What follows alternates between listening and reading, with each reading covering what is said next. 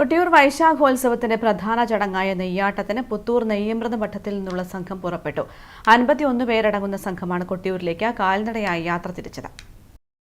28 ദിവസത്തെ കഠിനവ്രതം, 5 ദിവസം പുത്തൂർ നെയ്യമൃത മഠത്തിൽ പ്രാർത്ഥനയോടെയും പൂജകളുമായുള്ള താമസത്തിനു ശേഷമാണ് പുത്തൂർ മൂപ്പൻ സജീവൻ, തൂണേരി മൂപ്പൻ വിശ്വമോഹനക്കുറുപ്പ്, വിഷ്ണുമംഗലം രാഘവക്കുറുപ്പ് എന്നിവരുടെ നേതൃത്വത്തിലുള്ള 51 അംഗ സംഘം നെയ്ക്കിണ്ടുകളുമായി ഓംകാരം മുഴക്കി കൊട്ടിയൂർ പെരുമാളിന്റെ സന്നിധിയിലേക്ക് കാൽനടയായി യാത്ര തിരിച്ചത്.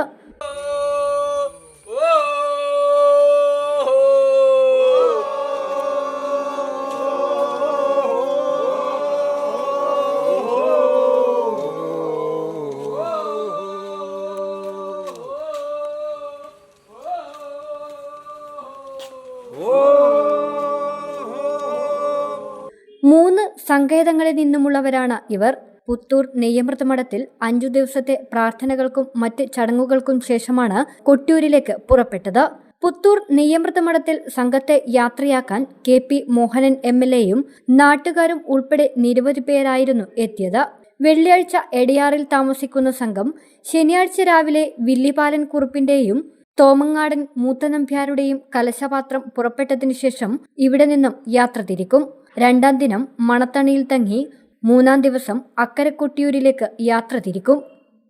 News bureau, Thalassery.